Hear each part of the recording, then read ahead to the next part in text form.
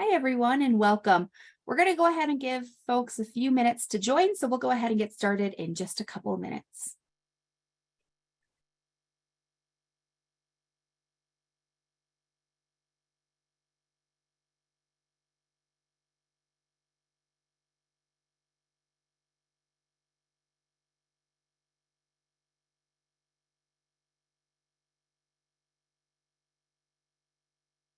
Hey, everyone, and welcome. We're going to give everyone just a few minutes to join, so we're going to get started in just a couple of minutes.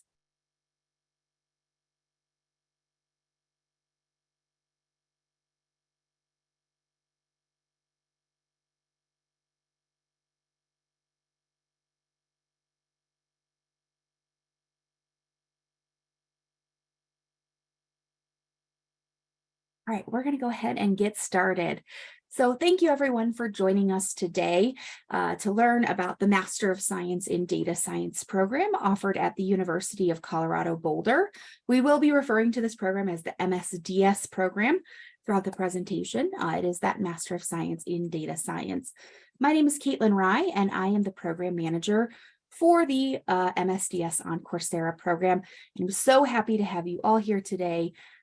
The presentation itself will be about 20 minutes. We'll answer some frequently answered questions, and then we'll have plenty of time at the end for questions.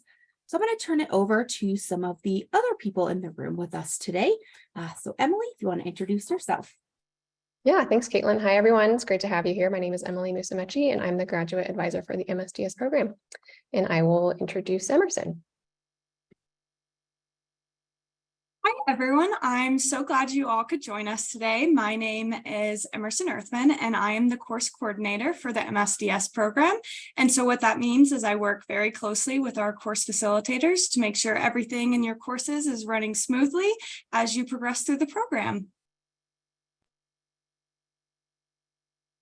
So a quick orientation to this Zoom webinar that we're hosting.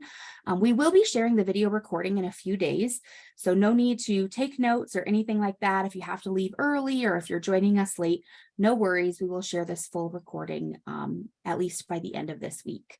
There are two other features on the Zoom platform. There's the chat feature and the Q&A feature. So the Q&A feature will be where we will be answering questions at the end.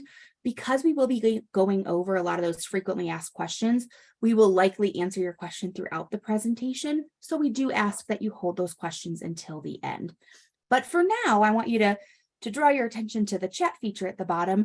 We always love to hear where everyone is joining us from this morning. So if you wouldn't mind spending just a couple quick seconds and typing in where you are joining us from. Seattle, Washington, Puerto Rico, Denver, someone local, great.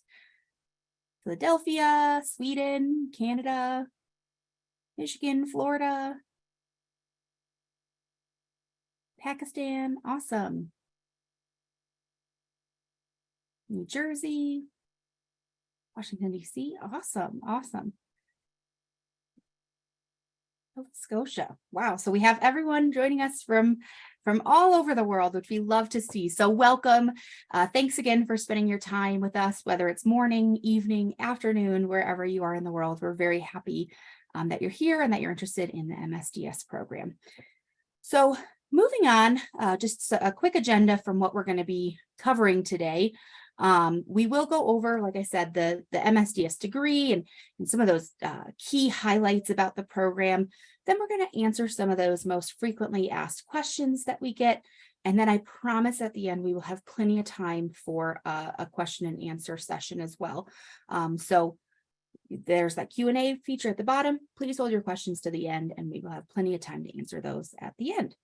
So with that, I'm going to turn it back over to Emily, who's going to introduce the MSDS program.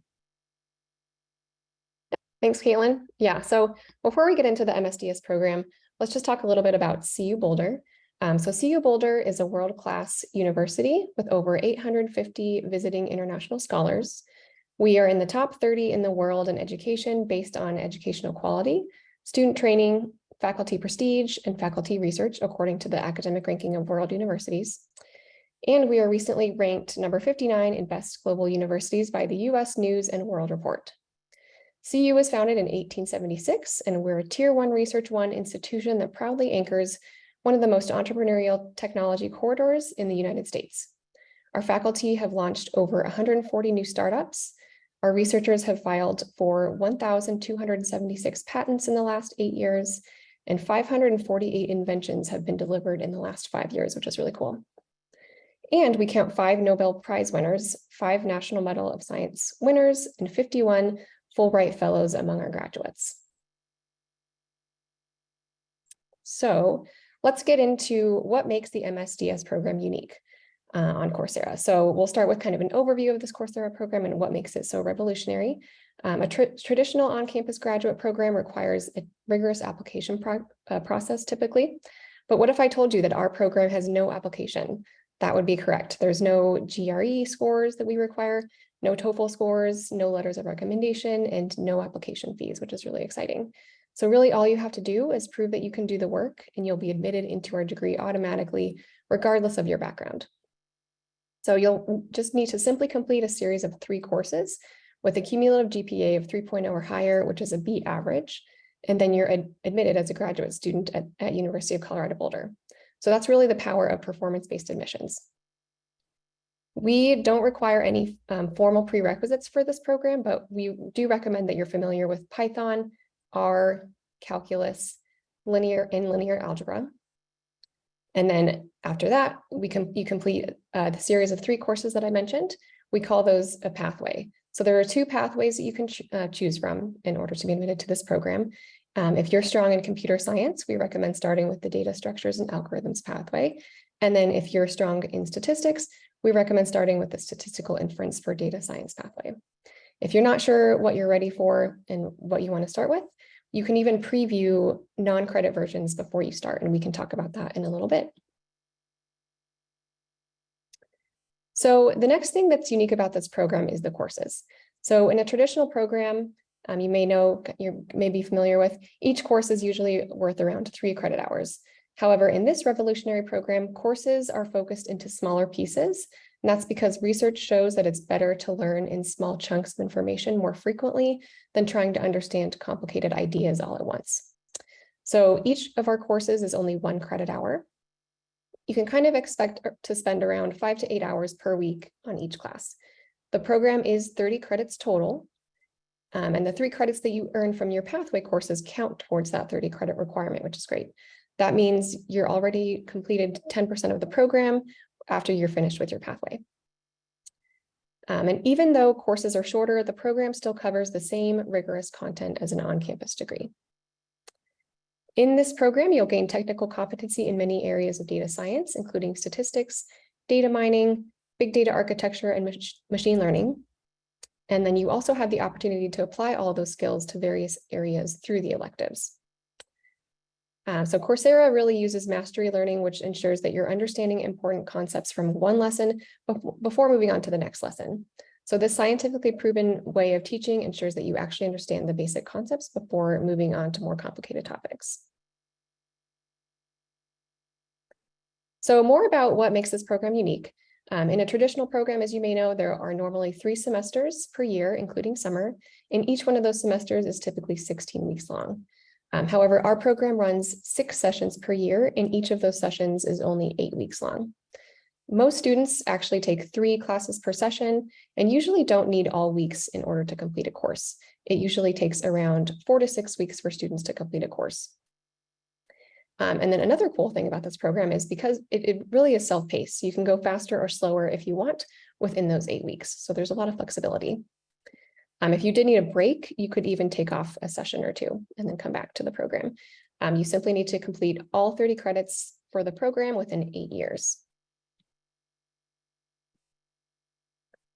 Okay, so more about what makes this program unique is the financing options. So traditionally, students pay for the entire semester at once. That means you have a large bill that you must pay for upfront, whereas our program allows you to pay as you go. And as of January 2023, we're excited to announce that we lowered our tuition cost to only $525 per credit hour. So you pay per credit hour instead of each semester, which allows you a lot of flexibility. And we offer more payment options. You can pay online with a US checking or savings account with no fee. You can pay with credit or debit with a 2.75% service fee. And then you can also pay via wire transfer via Flyware.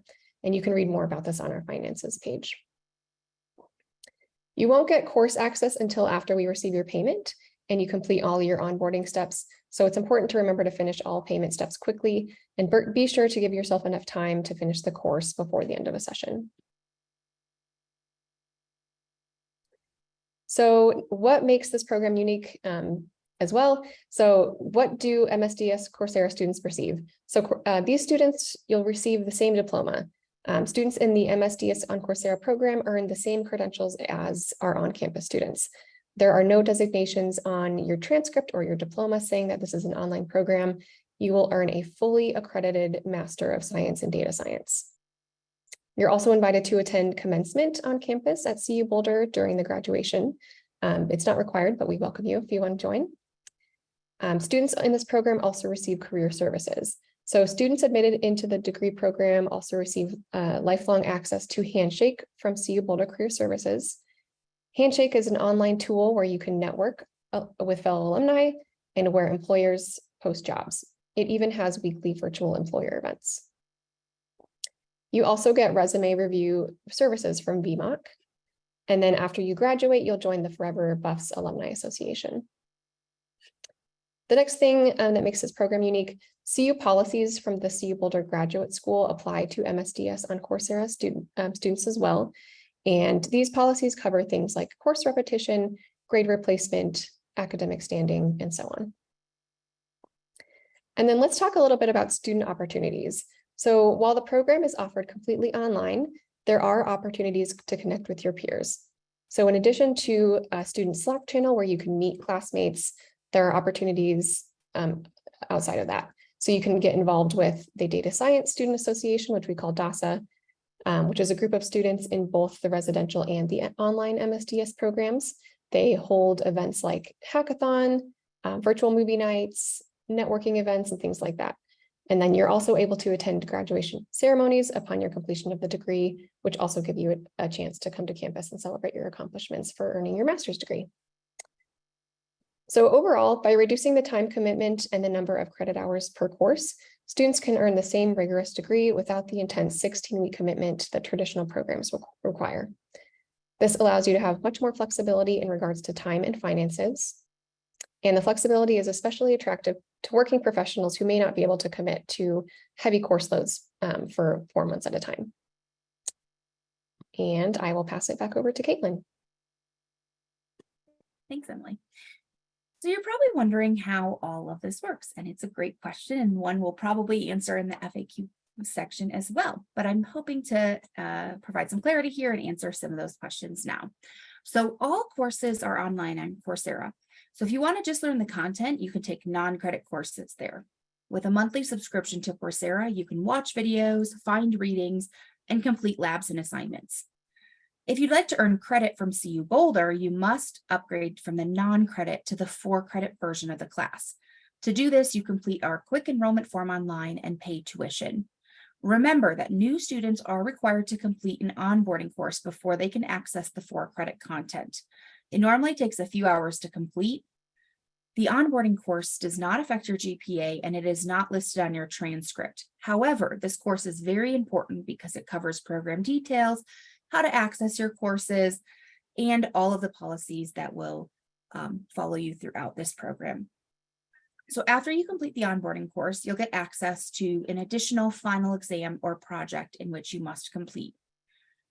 After you complete that, you will get a grade for the class. So students in the 4-credit courses also get access to additional student services, including a CU email address, online library services, career services, and some of those other student opportunities that Emily had mentioned earlier.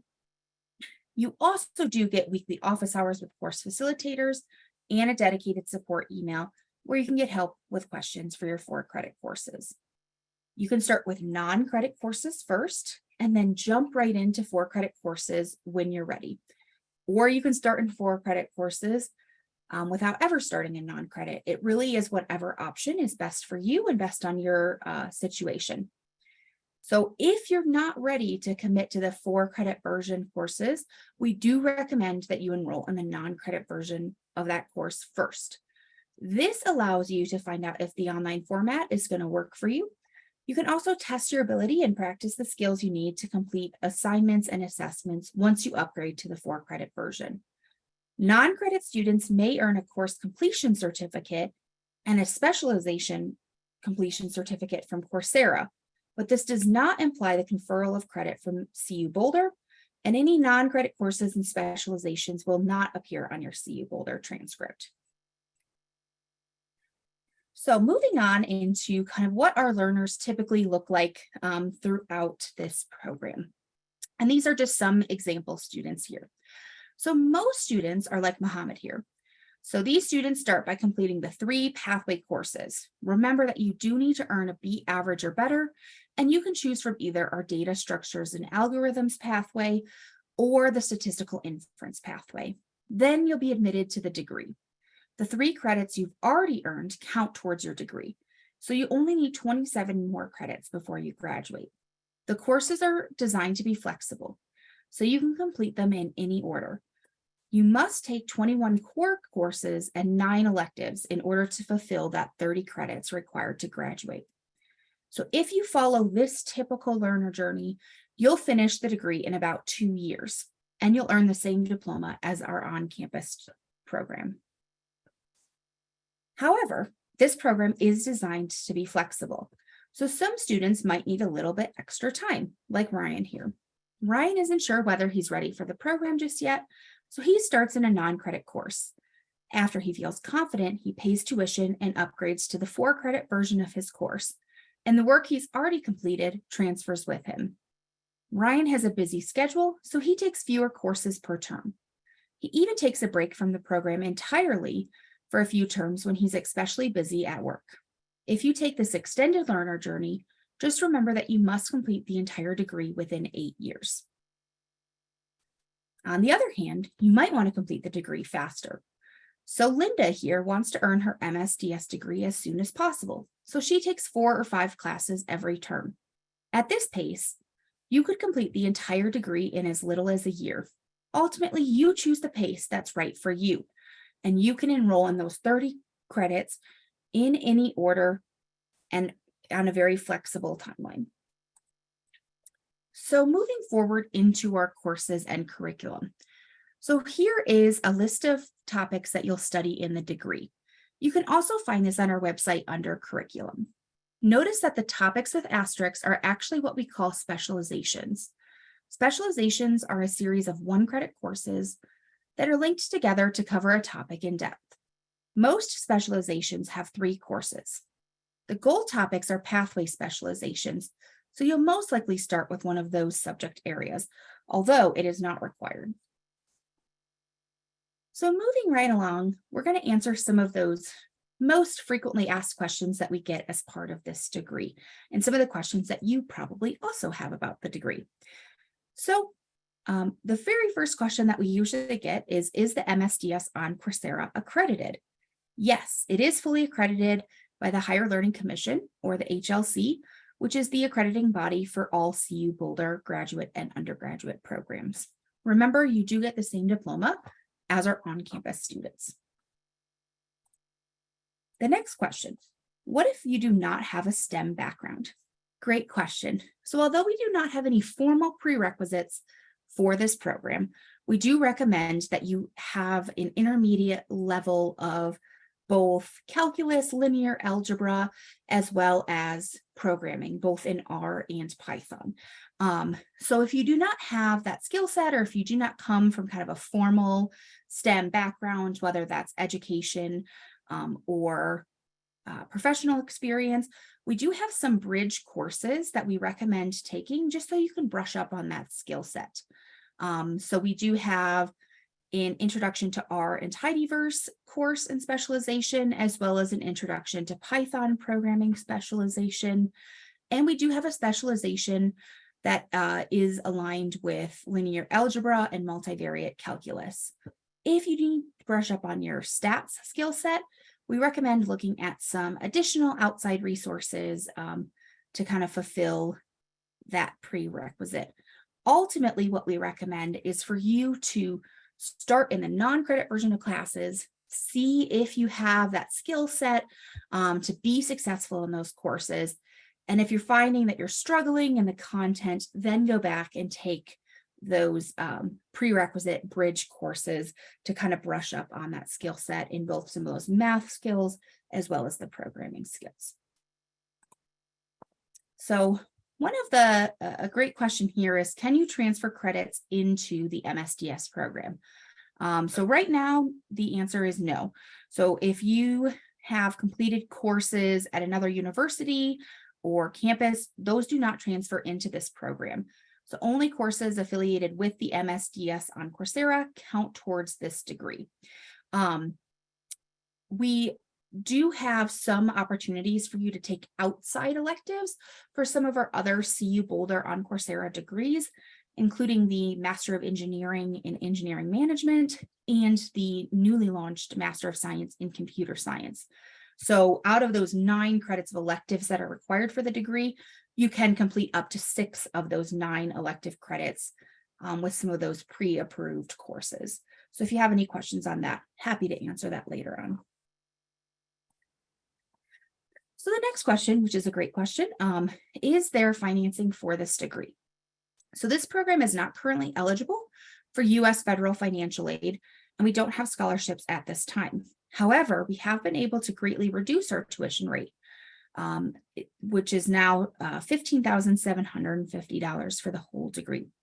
So you may look into getting private loans if that's a good fit for you. But employers do value the skills we teach. So we recommend that you first ask your employer if they are willing to offer tuition reimbursement for this program, and be strategic about your request. Your company will want to know that this is a fully accredited degree from CU Boulder. You can explain this in your request. Be sure to give details about cost, timeline, and the curriculum. Most importantly, outline how the skills and knowledge you will learn in this program will benefit your company. Will you use data visualization in your daily work? Do you have a particular project in mind that could benefit from machine learning?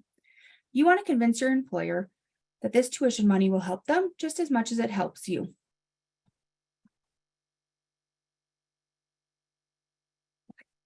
So do you need a student visa?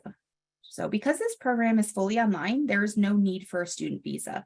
In fact, CU Boulder does not issue I-20 forms for this degree, so students will not get visas for the program. This means that you will not be eligible for curricular practical training, CPT, or optional practical training, OPT, as part of this program, just because there's no requirement to come to campus for this program. So do you need to purchase any textbooks for the course? No. Any material you will need for the course will be provided in the course. So that means that when we talk about the financing and the cost of the degree, it will be the entire cost of the degree. There are no extra costs, whether that's student fees, university fees, or any textbooks or equipment you'll need as part of this program. So that is certainly one of the benefits. So who do you reach out to if you have questions while you're in the course?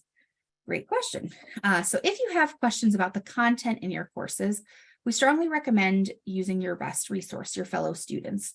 So get to know them through discussion forums and brainstorm together when you get stuck. When you help your classmates, you not only strengthen your own knowledge, but you also develop your professional network. You can also join your course facilitator's office hours in the 4-credit version of courses. There you can connect with the course facilitator and ask questions about the material being covered in your 4-credit course. So next, what about the career outcomes? Great questions. So in general, CU Boulder graduates have gone on to work at top companies such as Apple, Amazon, Boeing, Disney, IBM, Lockheed Martin, et cetera, et cetera. So while the median annual salary for data scientists is just over $100,000 in the US, we recently conducted a survey of our first graduating class of MSDS students, and we found that students on average have earned, with their promotions and their new jobs that they received after the degree, that they're making more than $175,000 US. And they found those jobs using a number of resources from CU Boulder, including some of those job boards that you'll have access to as a student, career fairs, and really being able to network with their peers to find those careers. So very exciting, and we're very excited for our first and second graduating class for the MSDS program. So very last slide before we kind of turn it over to the Q&A feature. So right now we are have enrollment open for the Fall 1 session. So enrollment opened last week on August 14th. It's going to remain open until October 5th. And those courses start next week, so a week from today. They'll start on August 28th and they'll run from August or till October 20th. So if you're interested in the program, this is the next enrollment period. You can enroll today and you'll be starting classes next week. So very exciting time, and hope that you can join us as part of this degree. And if you're not ready quite yet, of course, start that non-credit course today. And then those are not on that same timeline. So thank you so much for hearing about the MSDS on Coursera program. At this point, I encourage you to use that Q&A button at the bottom of your screen, and we'll go ahead and start answering some of those questions.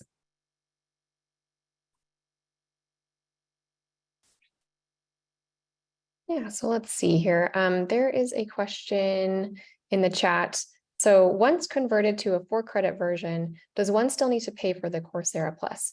So no, we don't have students pay tuition and the Coursera subscription fee. So you really don't have to pay those two costs at once, which is great. Once you pay the tuition, you can take the Coursera 4-credit classes without having to pay the Coursera subscription. Good question.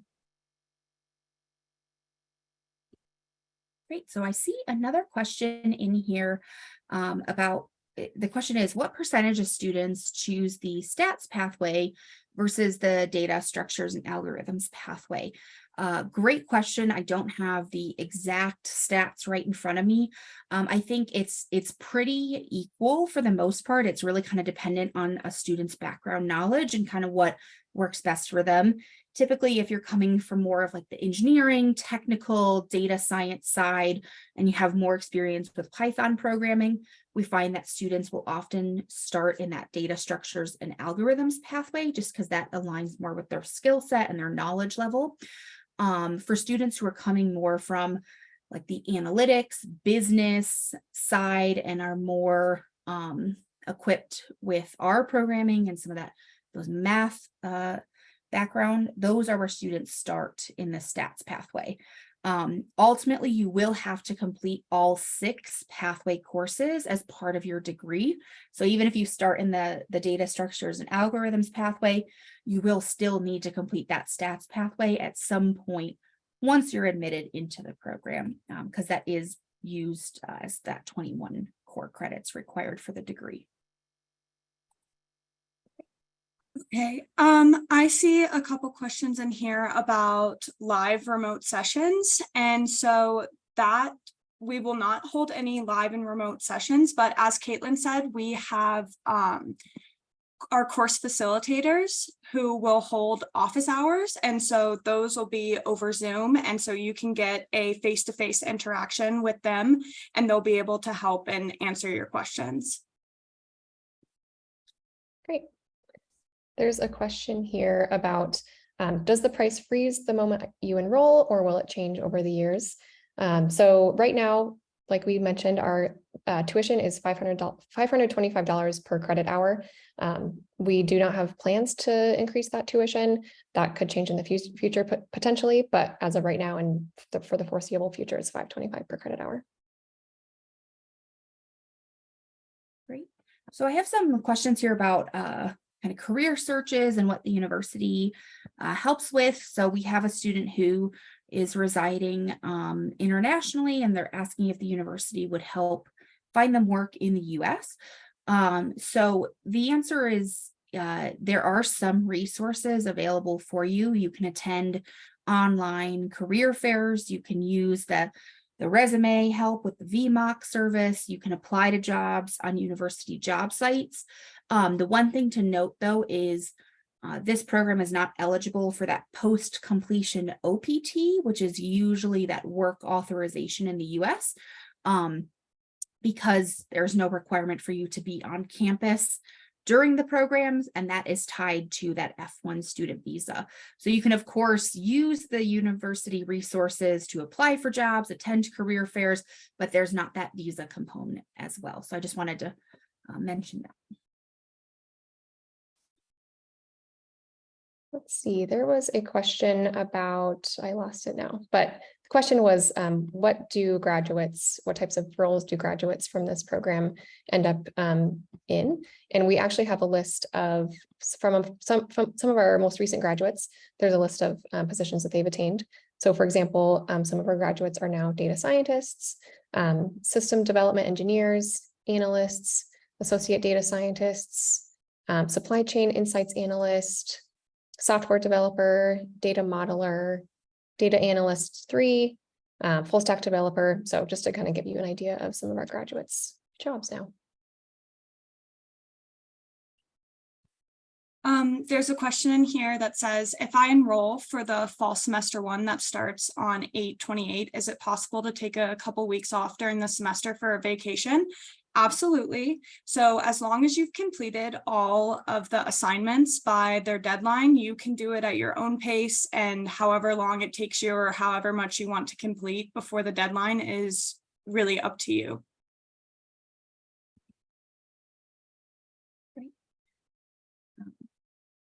So there's a couple other questions about the non-credit for credit experience in here. So I see a question, are courses completed on Coursera eligible for credit? So if you complete the course just on Coursera, so if you go to the Coursera platform, search for those classes now, those are the non-credit version of courses.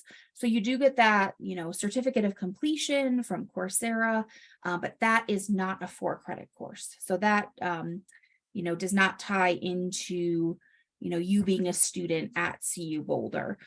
So at that point, that's not a for-credit course, so they're not eligible for for-credit courses. But those non-credit courses, once you upgrade to for-credit, any of the work you've done so far will transfer with you, and then you'll just have to complete an additional, usually weeks worth of material in the terms of a final exam or project in order to get a grade for the class.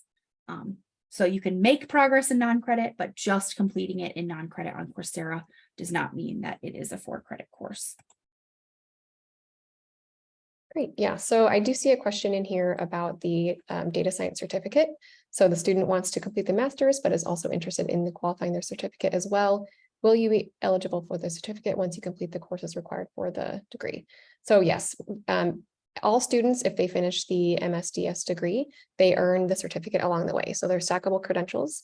And yeah, you can either kind of start with a certificate and then keep going, or if you finish the full degree, you will definitely earn the certificate along the way. Good question.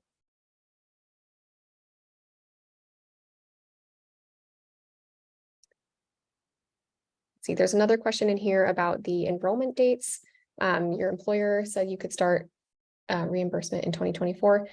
So all of our enrollment dates are going to be found on our calendar page. Currently, we have the dates for through 2023, and we'll be posting the 2024 dates as soon as we get them. So just keep an eye on that calendar page on our website. So I see some other questions on, the application and the process, kind of some of the policy-wide questions. So a student is asking if they need to submit a TOEFL certificate to complete this degree.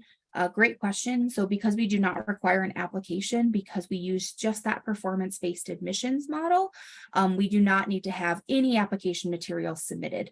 So whether that's a TOEFL transcript, anything like that. So no, you do not need a TOEFL for this degree. However, I encourage you to start in that non-credit version of the class just to make sure, that the courses, while they are taught in English, do align with your own kind of language skill set. Next question that I see here is, do you have to maintain a 3.0 GPA after admission, or can you just get a passing C grade? Great question.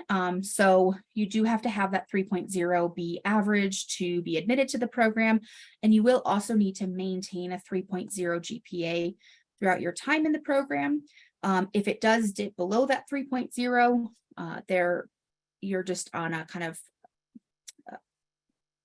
prohibitory aspect where you just have to get that back up to 3.0 before you graduate. But every course that you get a C in also is a passing grade for the course. So you can't get all C's, otherwise your GPA does fall below that 3.0, but there is that flexibility there. I see a question that says, are the tests/quizzes the same in non-credit and for credit? So yes, they are, but once you enroll in the for credit section, you will be able to take the final exam, which you will not be able to take if you're in the non-credit section of the course. And there's another related question about how the exams are conducted. So this really is going to vary by course. So some of our courses require a programming assignment as part of the final. Some other classes have like a 2-hour exam with free response questions, for example.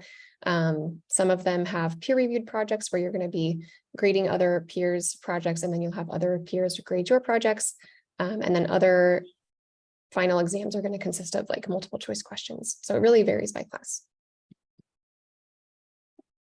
And kind of on the same note, on how the assignments are conducted, we have some questions on ProctorU and some of the other grading that's used for the courses. So another question we've received is, what is the weight of ProctorU tests on the final grade for the statistics pathway courses? Great question. It really does vary by instructor and by course with how much weight those final exams or final projects do count as part of your final grade. So there's not a consistent 25% or 10%, for every course in the program. For the stats pathway, I believe that each course is around 15 to 25% of your grade for that final exam. However, you will need to complete that final exam in the course, or at least attempt the final exam in the course in order to be issued a grade. So even though it might only be 25%, if you have, 100% in everything else, you're thinking, oh, I could still get a C if I don't take it at all.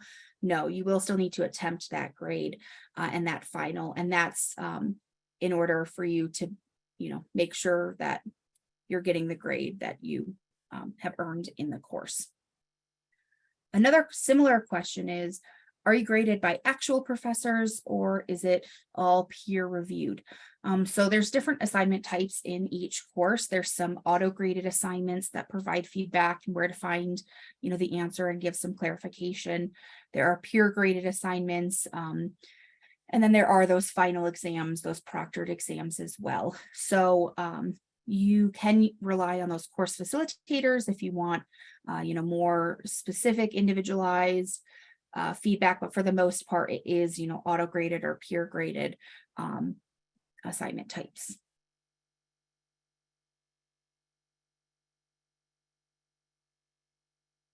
Let's see, there's a question in here. We get this question a lot. I just lost it. Oh, there we go. So can I pursue a PhD after attaining a master's? So we definitely, a lot of our students are interested in that. We typically say that this program is not designed for that. It's designed for people that are in the field already, and it's not designed for research either. But that being said, students do research as part of this program, like kind of on their own. And then also we have had at least one student go on to work on a PhD. So really in that situation, you really want to look at the PhD programs that you're interested in, look at what they prefer and / require, and see if this program would be a good fit. So, again, just to kind of summarize, our program isn't necessarily designed for a PhD program, but it doesn't prohibit you from attaining a PhD afterwards.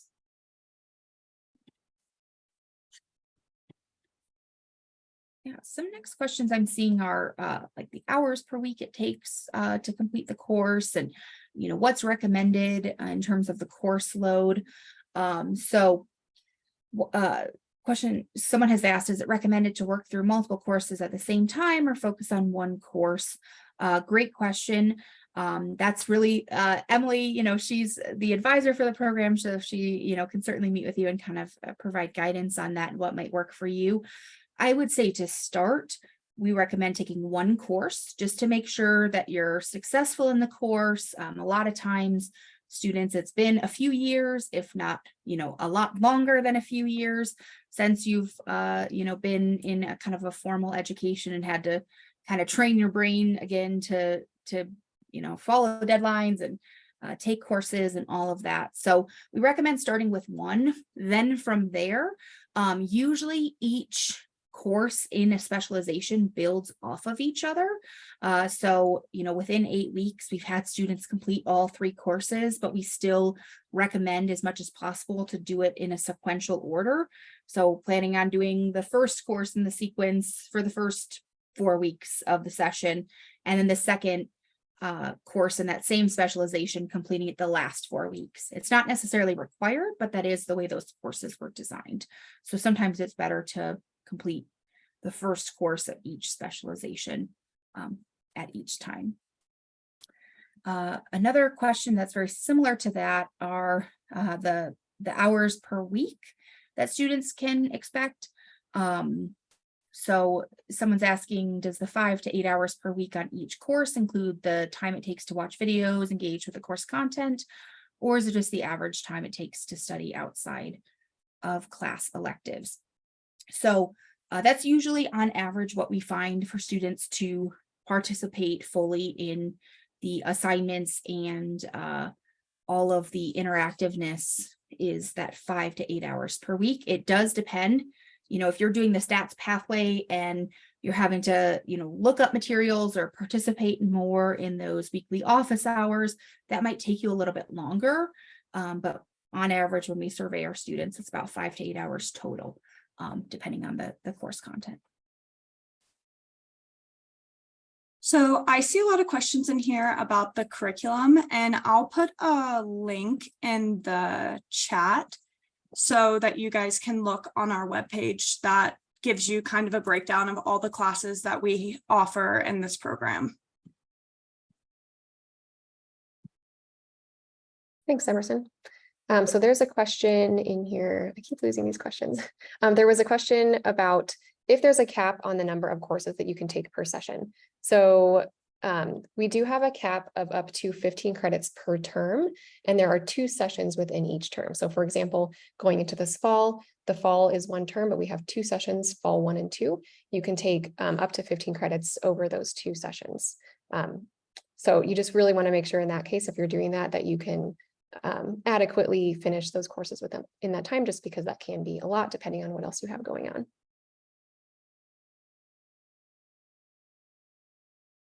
Some other questions about feedback and curriculum.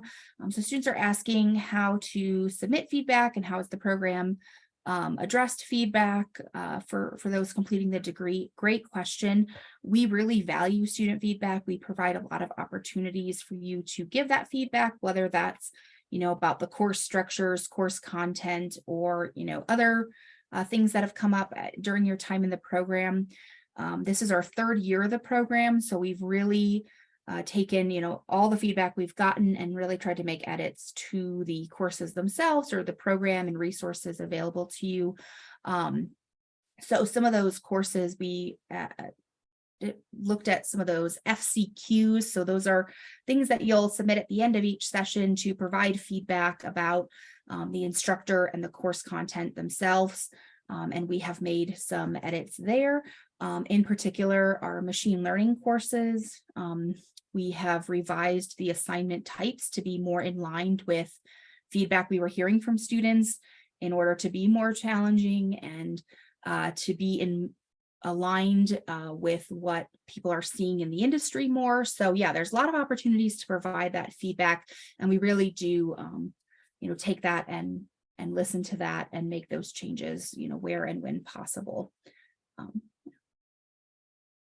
So Go ahead. Okay, so I'm seeing a lot of questions about campus access and what resources you have if you are a local student who's enrolled in this program.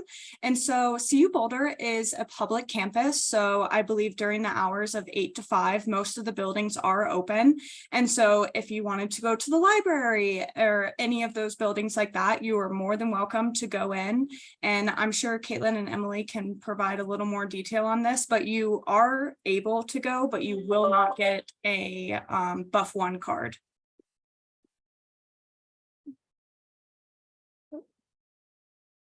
Yeah, so there's a question in here. Do the classes have any prerequisites or can you take them in any order? So we don't have any formal prerequisite requirements, but we recommend that you're familiar with some of the topics that we covered in the presentation. We also have those listed on our website on our admissions page. You can kind of review what we feel that you should be familiar with. You can always meet with me as well, just to see what we recommend in terms of preparation. So you definitely take those recommended prerequisites if you feel like you need to brush up on those topics. And then can you take them in any order? So you can take all of our classes in any order. Typically students will start out in the pathway courses just so that they can gain admission, so that the rest of the classes will be applying to the degree once you're admitted. And then, you can also start in the non-credit as well. So you can, if you feel like you want to just see if you are comfortable with the course content, you can start in the non-credit. And then if you feel like you need to refresh yourself on the prerequisite material, you can do that before doing the credit version of the classes. So I'm seeing a lot of questions about the on-campus versus the online programs. There's quite a few. I'll just answer because they're all pretty similar here. Someone's asking if you can transfer from the online program to an on-campus program. No, because you can take up to 9 credits from our online MSDS program, and it can transfer into the MSDS on-campus program. However, it does have a separate admissions process. We have 1 cycle per year for the on-campus program. So the next cycle will be for fall 2024. The applications are open now for that on-campus program, and you do have to apply. Those 9 credits that you can take as part of the online program have to be done while you are a current student. So you have to be enrolled in the on-campus program first, and then you can transfer in those online credits. Similarly, there's a question about what's the difference in content between Coursera and university courses. The content and the curriculum are very, very similar. The major difference is that on the online program, we break up what a typical 3-credit course is just into 3 separate 1-credit courses. So the structure and how that looks is just a little bit different, but you're still learning that same material and the same content and the same instructors on the on-campus program. They do teach in both the online and the on-campus program. With that being said, someone also asked, do students have access to the professors presenting the content in the program or just the course facilitators? So it is mostly, you will have interaction with mostly course facilitators as part of this program. There will be some opportunities to interact with faculty.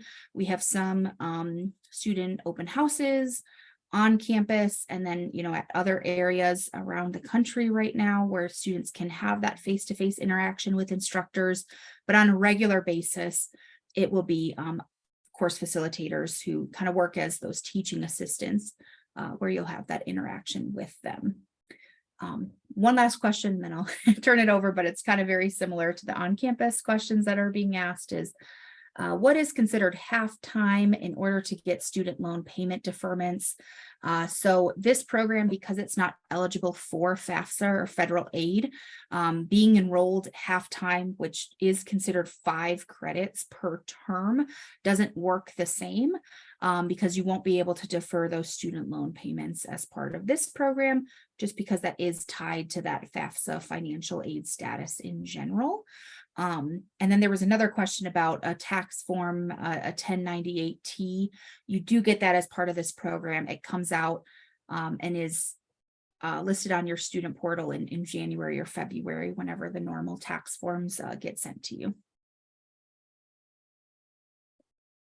Good questions. There's a question in here kind of about the enrollment dates. So what is special about the class start time being August 28th if everything is on demand? And can I start right after enrolling? So what's special about it is we have those 6 8-week sessions per year. So it really provides you with a lot more flexibility than a typical like 16-week term that you might be accustomed to.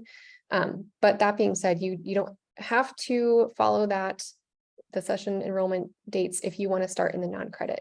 So if you did the non-credit, you're really not on any type of timeline except your own. And then if you wanted to upgrade to the 4-credit version, pay the tuition, have that timeline of the 8 weeks to finish the final exam, or anything else that you have not finished in the non-credit version, you have those dates to follow, and then you'll earn academic credit once you finish the course that way. Kind of Oh. on the same. Oops. Sorry, I didn't answer that second part. Can I start right after enrollment? So there will be some onboarding steps unless you've already done them. But if it's your first time, there will be some onboarding steps that you follow after you enroll, but typically those don't take too long. You should have access pretty immediately after enrolling. Go ahead, Emerson, sorry. No, you're all good. So on that same note, there's a question about how many launch sessions are there in a year. So there are 6 8-week sessions that are offered every year. And I hope that answers that question.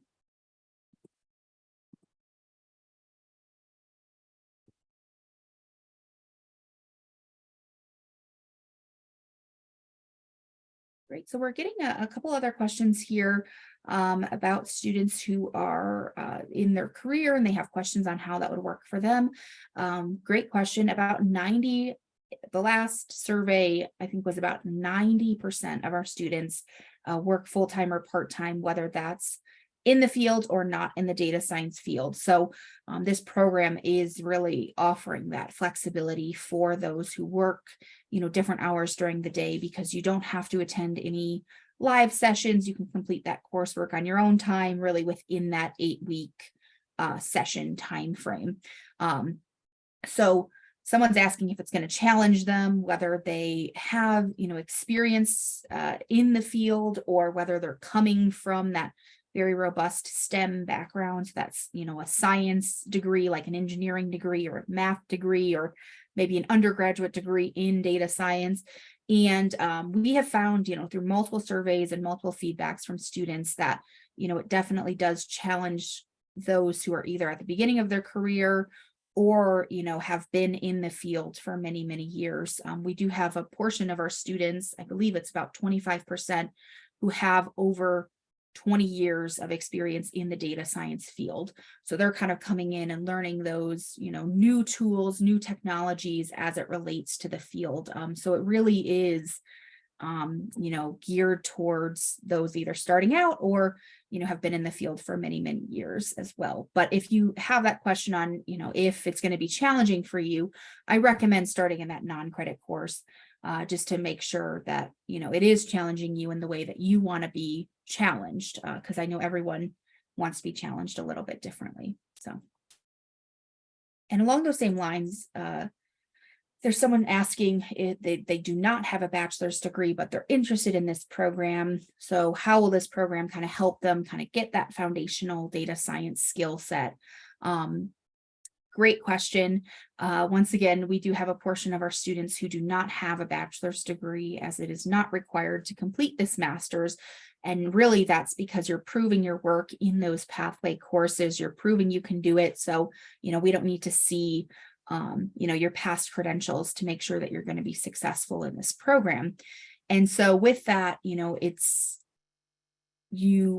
will have, those resources and access to your classmates and course facilitators, and things to kind of really get that foundational, educational experience. And, we just encourage you to kind of take advantage of those and complete the courses. But yeah, we have a number of students. There's a Slack channel as well. So, students will chat on there. So yeah, you're learning the foundational data science skills as well as kind of the more advanced, newer technologies as well. So there's a question, would you provide career assistance for experienced professionals as well once the degree is attained? So really, once you're a CU Boulder student, you do have access to the career services at CU Boulder. So we kind of mentioned it during the presentation, they really do offer a lot to students. They offer resume help, they offer Handshake. So that's like a job board where you can look for jobs. And then also there are employer events weekly in there. And then career services professionals can help you with a lot of other things as well if you wanted to practice interviewing, things like that. And then once you graduate, you are part of the BUFS Alumni Association, so you can network that way. So really a lot of robust resources from CU Boulder Career Services.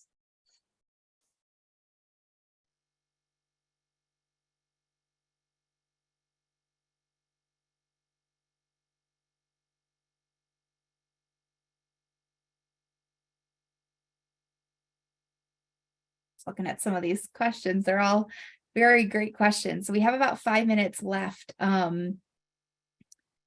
So yeah, a lot of questions about financial aid. Once again, yeah, we don't accept the FAFSA or federal financial aid. It's just the way the open enrollment works for our program, because FAFSA is tied to a specific enrollment for a semester. You have to pre-register for courses to verify that enrollment, because this program is very flexible and you can come in anytime really within that 8-week enrollment period. It's just not aligned with what FAFSA requires as part of the degree. So if you're looking at loans, private loans would be the best option, and really the only option, because we do not accept that federal financial aid, because the way that enrollment works doesn't fit with the structure of the program. And kind of along those same lines, there's a question about fees. Are there any other fees that are not being included in the total price of the 30 classes? So no, your $525 per credit hour covers everything that you should need. There are not going to be student fees or fees for materials that you'll need in the course or anything like that. So it's nice that you can really just know exactly what you're going to pay upfront. There won't be any surprises. And then we have a few questions on passing the pathway courses versus not passing the pathway courses. Great question. So we always recommend starting in non-credit if you do not feel that you are going to be successful, or you need the extra time, just to make sure that by the time you upgrade to 4 credit, all you would need to complete is that final exam or final project, and then you'll have that grade in the class.